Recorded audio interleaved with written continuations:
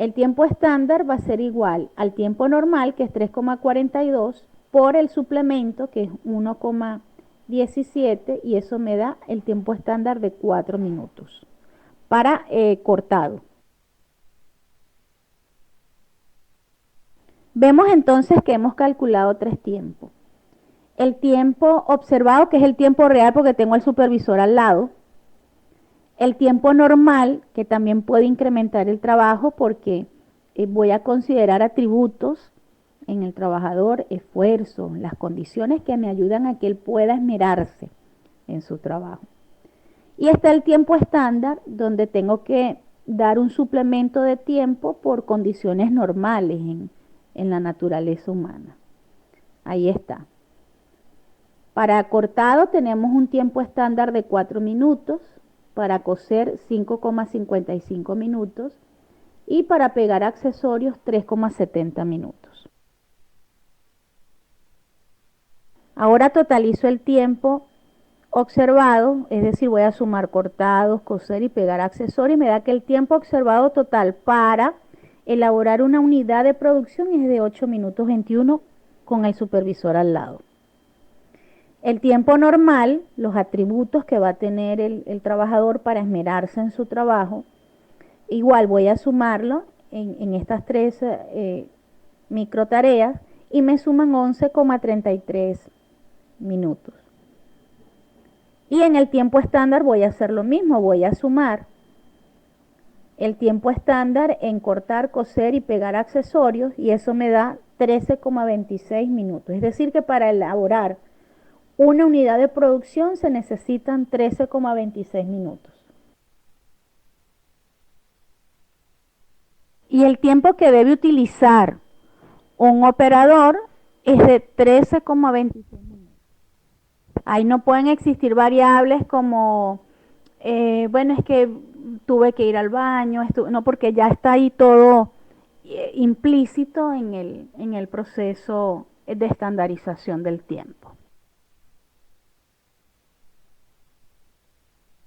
Continuando con las estrategias de gestión estándar, visualicemos las herramientas que más se utilizan para los costos indirectos de fabricación.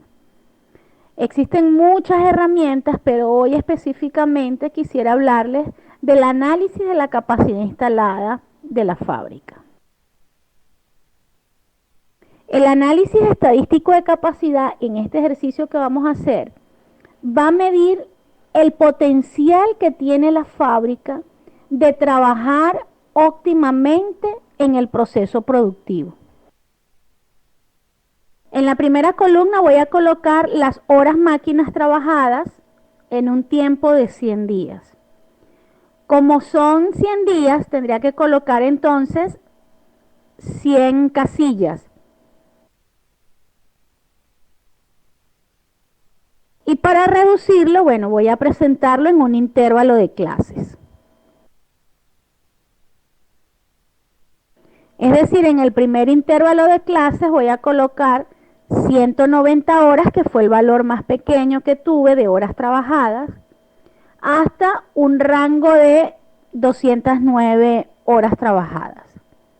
Allí voy a hacer en la segunda columna la marca de la clase, que sería la media, es decir, 190 más 209 entre 2, y me da una clase media de 200 o 199.5. Y de ese intervalo de clase voy a identificar de esas 100 muestras cuál es la frecuencia de las horas trabajadas que estén en ese rango. Y bueno, en la muestra que tengo tres frecuencias que están ubicadas allí. Es decir, que tengo 3 valores de horas trabajadas que están ubicadas en este primer intervalo de clase, que sería de 190 horas a 209 horas. Ahora voy a hallar la frecuencia relativa, que no es más que dividir el valor de la primera frecuencia en el primer intervalo de clase entre la totalidad de la frecuencia, que es 100. Ya habíamos dicho que eran 100 muestras. Entonces 3 entre 100 me da una frecuencia relativa de 0,03. Y así hago con cada una del resto de los intervalos de clase. Ahora voy a hallar la frecuencia acumulada. En el primer intervalo de clase 0,03 porque no tengo valores anteriores, estoy en el primer intervalo de clase. Para el segundo, si voy a sumar el primer y el segundo intervalo de clase, que me da 0,11. 0,03 más 0,08 me da 0,011. Para el tercer intervalo de clase sumaría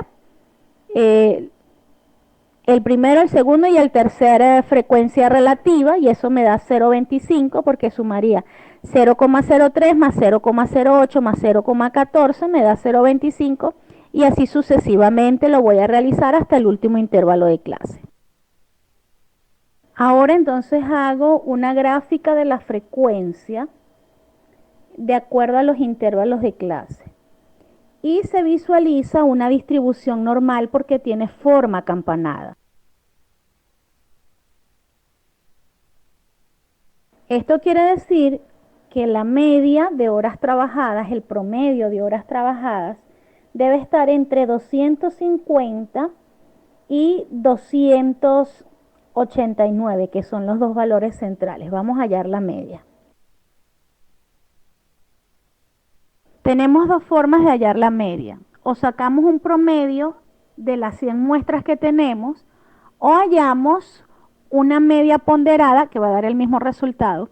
Vamos a hallar una media ponderada a través de los intervalos de clases que tenemos.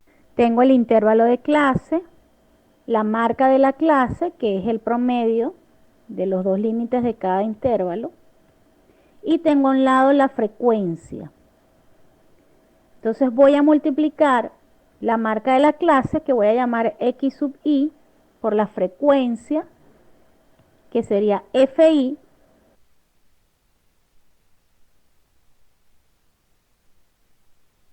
y eso me da 598,5, porque multiplico 199,5, que es X sub I, la marca de la clase, por la frecuencia, que es 3, y me da 598,5.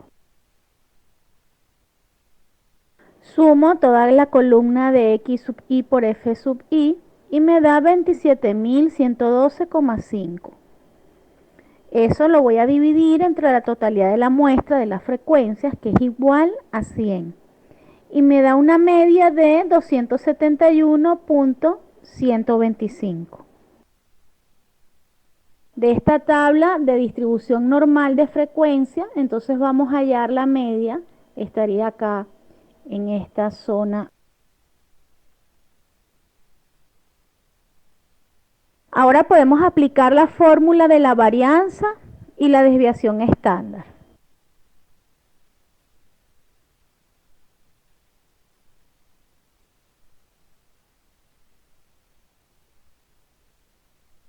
La varianza procura medir la representación de la variabilidad de los datos con respecto a su media.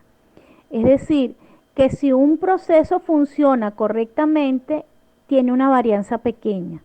Mientras más pequeño sea, más acorde está el proceso de horas máquinas trabajadas. Más uniforme sería las horas trabajadas en el proceso productivo y por ende la capacidad sería más uniforme. Ahora vamos a aplicar la fórmula de la desviación estándar y eso nos da 33,71 horas máquinas. Esto quiere decir que la diferencia entre un valor y otro con respecto a la media es de 33,71 horas máquinas. Nos permite saber qué tan próximo está un punto y otro. Entre un día y otro, pues la diferencia puede ser correspondiente a 33,71 horas. Mientras más pequeña sea la desviación, más cercanos van a estar los valores a la media, y mientras más pequeño sea, va a ser más eficiente el proceso de las horas máquinas. Quiere decir que mientras más pequeño sea el valor, la fábrica trabajaría con una capacidad óptima y adecuada. Y la campana, por ende, va a ser más angosta porque estarían los puntos más cerca de la media.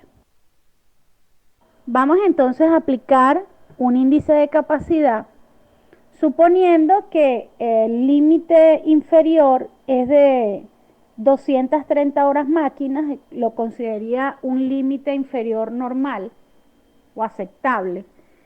Y tendríamos un límite superior, 310 horas máquina. No hago más que restar estos dos límites, el superior menos el inferior, y en el denominador voy a colocar 8 veces la desviación estándar. Este número va a variar. Hay algunos que dejan solamente la S sin colocarle un factor constante. Los expertos han determinado que para medir el índice de capacidad de maquinaria debe hacerse con 8. Si es sobre un producto, debe ser 6 desviaciones estándar. Pero como vamos a trabajar con horas máquinas, vamos a hacerlo utilizando en el denominador 8 desviaciones estándar. El resultado me da 0,30. Está por debajo del 100%. Quiere decir que la capacidad de la maquinaria no está trabajando en forma óptima, no es eficiente y hay que revisar cuáles son los errores que no estamos controlando y que están ocasionando una capacidad no idónea para la empresa. Después de aplicadas todas las estrategias de estándares de medición, bueno, vamos a aplicar los costos de estándar en la contabilidad. Y eso lo vamos a hacer también por elemento de costo. En términos de economía, el costo va a ser igual al precio por la cantidad. Y es lo que vamos a ver en los dos primeros elementos del costo. En materiales vamos a analizar el precio, vamos a analizar la cantidad. En mano de obra vamos a hacer lo mismo. Precio y cantidad, pero en lugar de llamarlo precio y cantidad, vamos a llamarlo es tarifa y cantidad.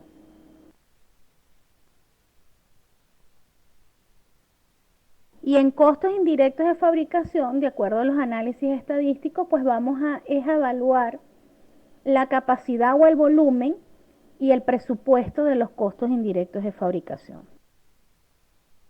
Eso lo vamos a hacer a través de estándar de variaciones.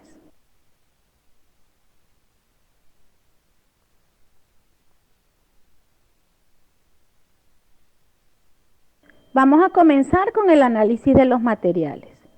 Empezaríamos con la variación precio. Como su nombre lo dice, vamos a comparar los precios. El precio unitario real, con el que en realidad compré, y el precio con el que debía haber comprado. Esta diferencia la voy a multiplicar por la cantidad real de los materiales que se compraron. Ahora vamos con la variación cantidad. Aquí también vamos a comparar dos cantidades. La que en realidad se utilizó en el proceso productivo y la que debí utilizar en el proceso productivo.